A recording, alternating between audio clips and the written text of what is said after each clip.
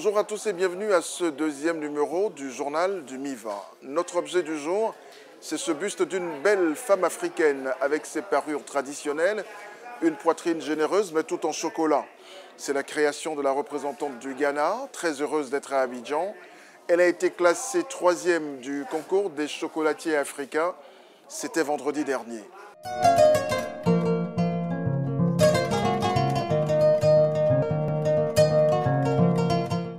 Depuis vendredi dernier, la deuxième édition du MIVA a été lancée avec un concours de chocolatiers africains. Sous tous les cieux, on sait que les chocolatiers sont aussi des artisans et ils nous ont prouvé qu'ils sont bien capables de nous procurer à la fois une jouissive saveur chocolatée et en même temps faire du chocolat une œuvre d'art.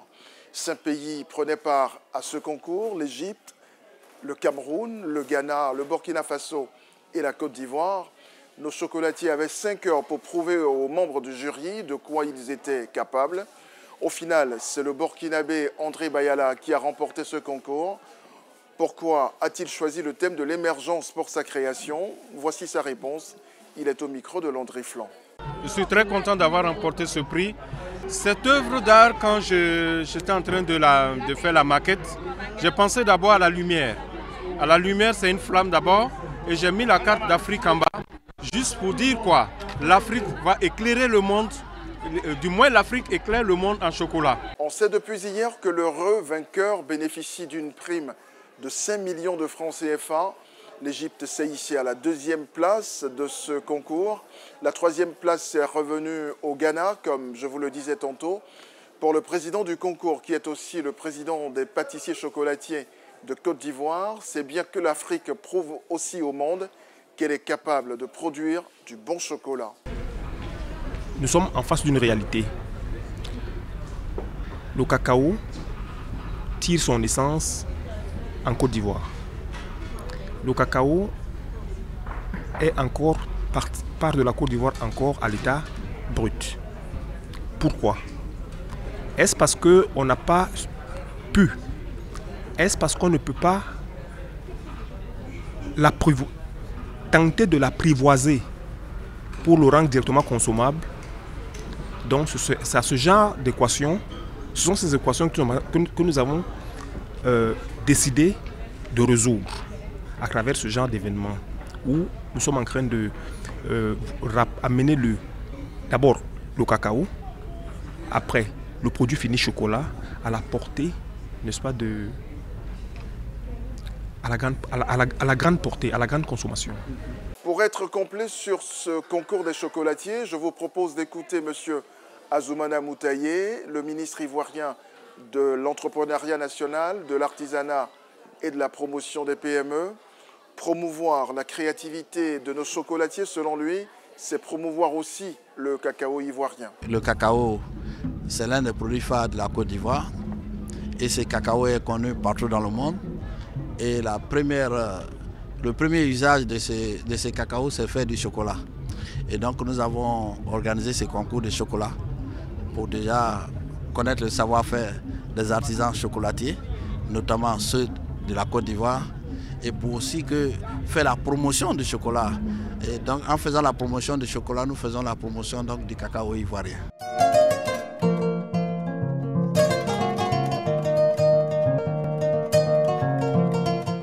Notre invitée du jour, Mme Aïssata Doucouré, directrice générale de l'artisanat et commissaire générale de ce MIVA. Avec elle, nous évoquons l'esprit du MIVA qu'elle a contribué à faire naître il y a de cela 2 ans et nous parlerons également de l'organisation pratique de cette 2e édition. Bonjour à tous. Mon invitée, c'est Mme la directrice générale de l'artisanat et en même temps commissaire générale du MIVA. Le MIVA, c'est le marché ivoirien de l'artisanat. Madame, bonjour. Bonjour, monsieur. Je suis particulièrement heureux de vous recevoir parce que je sais que le MIVA, c'est votre dernier bébé. C'est bien ça. Alors, le MIVA a 2 éditions. Quel bilan en faites-vous déjà? En tout cas, je vous remercie de cette question qui est très importante pour moi. Parce que franchement, le MIVA, on a commencé depuis 2014, plus précisément en avril 2014, avec la première édition. Il faut reconnaître qu'on s'est jeté à l'eau. On ne pensait pas pouvoir réussir depuis la première édition, mais on a fait ce qu'on peut faire. Mais aujourd'hui, on se rend compte que c'est une manifestation de promotion de l'artisanat qui prend de plus en plus de l'ampleur. C'est vrai que nous, on a donné un cachet spécial, mais cette année, il y a un autre cachet spécial parce que le gouvernement a autorisé en 2014. Cette année, l'a autorisé également. Et cette année, Madame la Première Dame de la ville de Côte d'Ivoire, Et ça, c'est beaucoup. nous a fait l'honneur d'assumer le haut patron de cette manifestation promotionnelle. Alors, on ne peut pas demander mieux que ça. Très bien. Ça nous a donné une certaine impulsion et voilà les résultats que nous avons obtenus. Et nous osons espérer que le gouvernement nous fera encore confiance pour qu'on puisse continuer dans les prochaines éditions. Et surtout, vous donnera encore plus de moyens. Plus de moyens parce que c'est le lieu de remercier Madame la Première Dame qui a fait annoncer par sa représentante cet après-midi à l'ouverture officielle qu'elle souhaiterait que le MIVA soit institutionnalisé et que le MIVA soit réalisé tous les 2 ans dans les années impaires. Ce qui revient à dire qu'on se prépare là encore cette année pour qu'en 2017, on puisse faire encore le MIVA. Ensuite, en 2019, en 2021, ainsi de suite, Inch'Allah. Très bien. Alors, j'imagine que vous avez poussé un ouf de soulagement à l'ouverture officielle de cette 2e édition du MIVA. Le stress est un peu passé maintenant. Mais ce n'est pas fini. Pas du tout. Effectivement, bon, les activités ont quand même débuté depuis le vendredi 17, avec la première activité qui concerne le chocolat. Oui. Et avant cela, on avait commencé déjà à installer les artisans qui sont venus de toutes les régions, non seulement de Côte d'Ivoire, mais également d'Afrique et hors d'Afrique même, et que nous avons commencé à installer.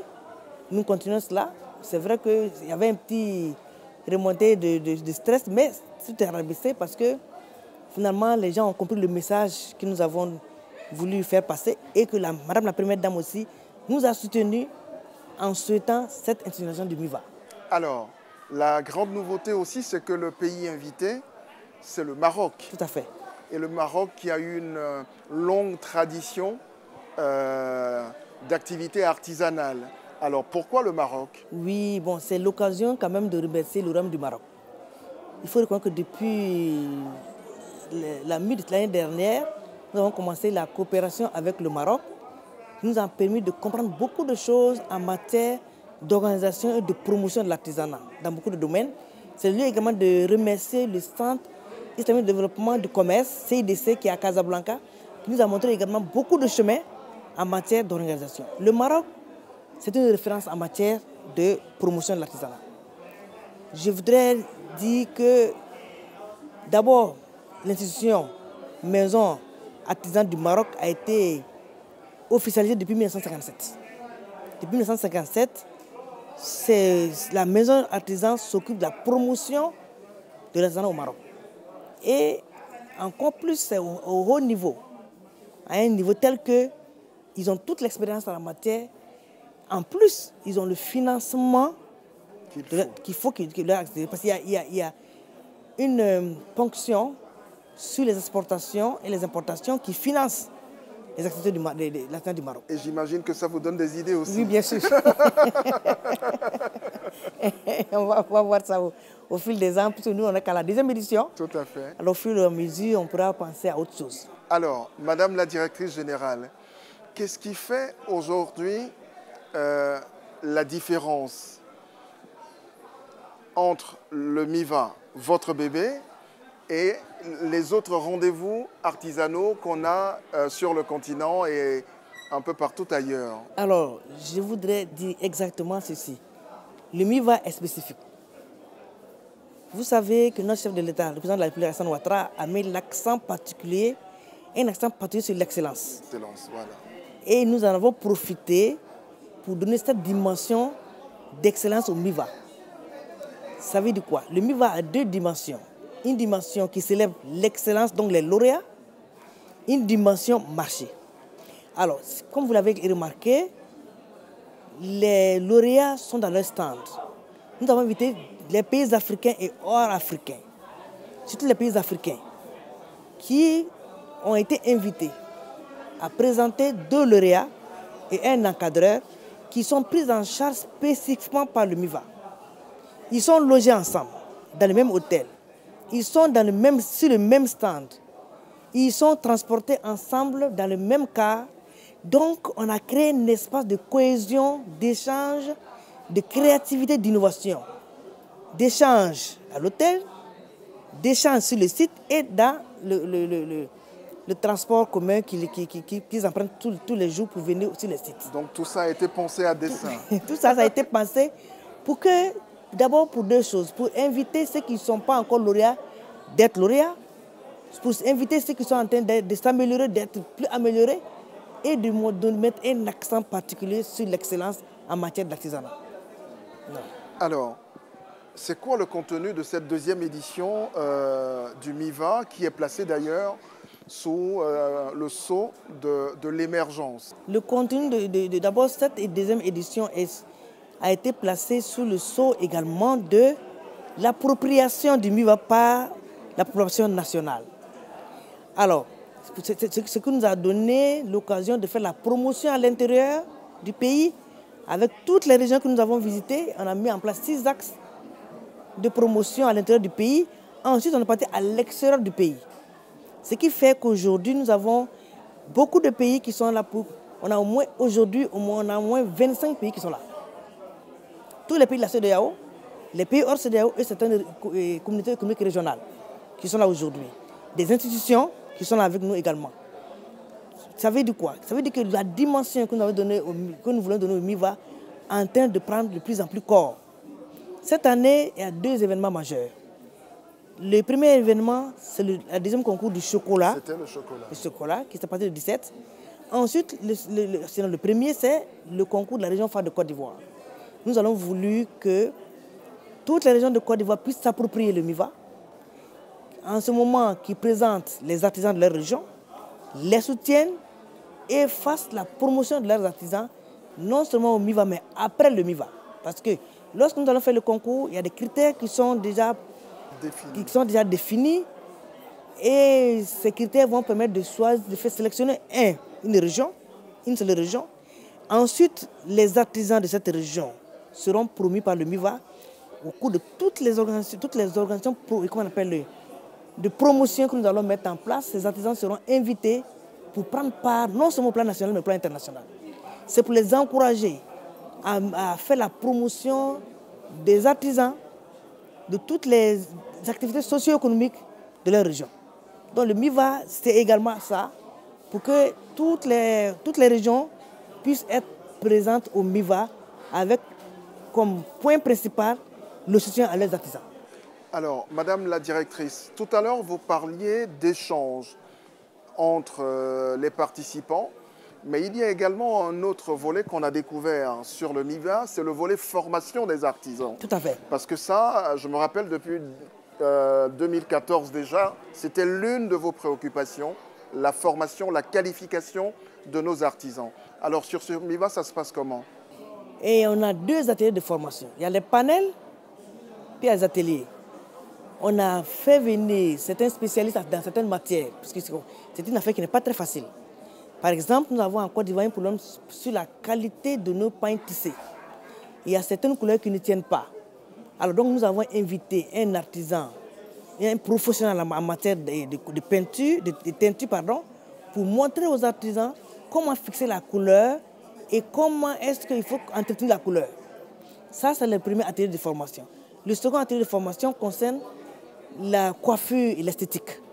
Donc, on a invité également un groupe d'Europe qui est là, qui a commencé déjà la formation sur les cheveux, le cuir chevelu, l'esthétique en général, comment entretenir les cheveux et dans quelle mesure il faut travailler les cheveux africains pour ne pas qu'ils s'abîment le plus rapidement possible. Donc voilà, cette année, on a 2 activités phares en matière de formation. Nous pensons qu'au fur et à mesure, nous allons mettre l'accent sur cette partie qui intéresse effectivement non seulement les artisans, mais la population tout entière. Maintenant, il y a une autre bataille que vous devriez gagner. C'est la bataille de la popularisation même de l'événement. C'est la bataille de la mobilisation du public. Et là, pour l'instant, le MIVA traîne un peu le pas. Tout à fait. C'est vrai qu'il y a beaucoup de monde. On est aujourd'hui à près de 21 à 25 pays qui ont participé, qui sont là. près de 600 à 650 exposants, mais la population ne s'est pas encore approprié cette... il faudrait que c'était une culture en fait, c'est une culture... Il faudrait peut-être pas... c'est avec le temps, moi je dis avec le temps, sinon les spots passent à la télévision, avec Matin Bonheur on est là, on est sur beaucoup d'antennes, mais les gens ne parviennent pas à venir, il faut faire d'autres mobilisations que nous allons prospecter. Est-ce que la période aussi, ce ne serait pas à revoir? Tout à fait, on va revoir la période parce que cette fois-ci, il y avait d'abord la fête de Tabaski qui a précédé. Ensuite, il y a la rentrée scolaire. Tous ces éléments font que les gens traînent un peu le pas. Mais je pense et puis on n'est pas encore à la fin du mois. Mais je pense que tous ces éléments l'un à l'autre seront corrigés au cours des prochaines éditions pour qu'on puisse avoir une influence voulue et faire beaucoup d'affaires au sein de MIVA. Je vous remercie et bon courage encore. Merci beaucoup, monsieur. Merci, à très bientôt. Merci.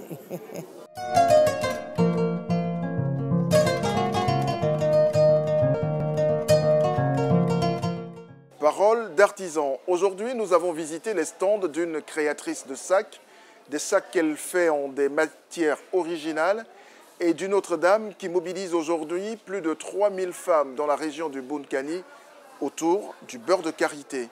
Voici leurs propos recueillis par Joseph Zécré et rassemblés par Landry Flan. Je suis venue faire la promotion des produits locaux de ma région, la région du Bounkani, au nord-est de la Côte d'Ivoire. C'est une région qui regorge beaucoup de richesses, beaucoup de produits agricoles. Et là, le produit phare de cette région, c'est le beurre de karité.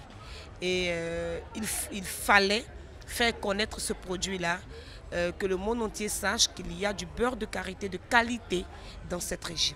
Avant de valoriser ces produits, j'ai bien voulu regrouper les femmes de ma région. Donc nous sommes en société coopérative. Nous sommes la société coopérative des productrices du karité et autres produits de la région du Bounkani. Aujourd'hui, nous continuons de nous battre, comme je l'ai dit, grâce à Maman Alimata. C'est parce que nous sommes bien structurés que nous sommes là aujourd'hui. Donc notre objectif, c'est de vraiment, nous avons une vision où nous voulons vraiment exporter nos produits, faire connaître nos produits à l'extérieur. Parce que si les produits de l'extérieur viennent dans notre pays, pourquoi aussi eux ne peuvent pas utiliser nos produits? D'autant qu'ils reconnaissent que les produits africains sont bons. C'est tellement... c'est bio. Voilà. Mais pourquoi ils ne peuvent pas consommer? Donc c'est à nous de nous battre pour valoriser nos produits à l'extérieur. Donc ça fait partie de notre challenge, notre pari que nous voulons voilà, réussir vraiment réussir ce pari-là. Bonjour, c'est Liliane de LE Création. Donc nous sommes au MIVA et je souhaiterais vous présenter les différents articles que j'ai, on va dire. Voilà. Donc vous avez ces trousses-là qui sont en jute, qui est ma nouvelle collection, qui est personnalisable, c'est-à-dire vous pouvez m'apporter votre texte et puis on peut l'inscrire dessus. C'est fait en jute, c'est une matière, vous devez connaître, c'est la toile de jute. C'est la toile qu'on utilise pour emballer le café et le cacao. Voilà. Donc vous avez le même principe, mais ça c'est des sacs en toile de jute aussi, qui sont à l'intérieur doublés en pagne. Vous avez une petite poche avec comme ça, très sympa, qui plaît beaucoup, qu'on peut utiliser tous les jours pour la plage, pour aller bosser. C'est un sac très design, très coloré. J'ai mis produits de Côte d'Ivoire pour valoriser la Côte d'Ivoire et dire que ça vient de Côte d'Ivoire et que c'est fabriqué en Côte d'Ivoire. Voilà. Pareil aussi, vous avez les sacs en jean et pagne. Ça aussi, c'est du recyclage. C'est des pantalons jeans que j'achète, que je fais en sac. Donc vous reconnaissez une poche arrière d'un pantalon. Voilà, et j'associe avec du pagne. Je travaille aussi le cuir. Donc vous avez ce genre de sac là, qui est un mélange de cuir et de pagne. Pareil, qui sont jolis. Bon, c'est pour avoir une autre cible aussi. Comme ça, c'est plutôt plage et ça, c'est plutôt chic pour aller bosser. Donc c'est un peu ça. J'ai aussi des petites pochettes en tout paille. Comme ça. Voilà. Ça aussi, c'est une autre matière, c'est le raffia que je travaille aussi, pareil. Donc l'intérieur est doublé en jean. C'est vrai que ma spécialité, c'est plutôt sac et accessoires. Et là, les vêtements, c'est vraiment une touche pour avoir... On peut harmoniser. Vous avez, par exemple, je propose aux clientes, quand je leur vends un sac, je leur dis, vous avez la tenue qui va avec. Bon, ça fait un plus, quoi. Voilà.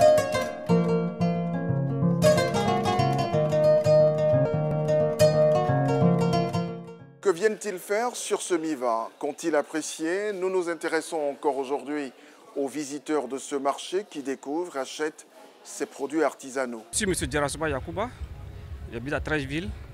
J'ai vu à la télévision les spots sur l'exposition. J'ai demandé à mon ami de venir m'accompagner, on va venir voir un peu les stands. Parce qu'on est là ce soir. Moi j'ai aimé, j'ai apprécié, mais seulement les trucs sont un peu chers. Ouais, franchement. J'ai apprécié, non c'est bon, c'est encourageant. Ils font du bon travail. Il faut même les encourager franchement, dans ce sens. Je suis mademoiselle Touré Massogbe. Je trouve que c'est une très bonne initiative, même si on n'a pas été informé, parce que je trouve qu'il n'y a pas eu assez de communication autour de l'événement. C'est un très grand événement, je vois que le Maroc même est invité d'honneur, et puis il y a beaucoup d'artisans qui sont venus de l'intérieur. Ce que je déplore un peu, la communication, ça n'a pas été communiqué. Moi je suis venu rencontrer quelqu'un, c'est là que j'ai su qu'il y avait une foire. Voilà, donc si pour la prochaine fois, vous pouvez remédier à cela, ça allait être une réussite. Le fait qu'il y ait une diversité d'artisans, diversité de marchandises, tout. J'ai vraiment tout apprécié. Moi, c'est Miss Mademoiselle Yao Evelyne. Bon, je suis venue visiter le stand ici. J'ai beaucoup apprécié puisqu'il y a plein de trucs, plein de différents trucs. Particulièrement, j'ai aimé les chaînes en pelle avec les paires de chaussures marocaines pour le stand que j'ai pu visiter, vu que je n'ai pas encore fini de faire le tour. Mais pour l'instant, ce que je peux dire, c'est que c'est agréable, c'est bien, il y a un peu de tout. Plein de petits trucs qui font se sentir bien. Je vais bien sûr revenir puisque j'ai donné rendez-vous à certaines personnes, même pour le samedi et le dimanche. C'est la fin de ce journal du MIVA et n'oubliez surtout pas de partager le lien qui s'affiche sur votre écran. Ce serait déjà une belle façon de soutenir la créativité de nos chers artisans. Demain, mon invité sera M. Kaba Diakité, le directeur national de l'Office guinéen de la promotion de l'artisanat. À demain.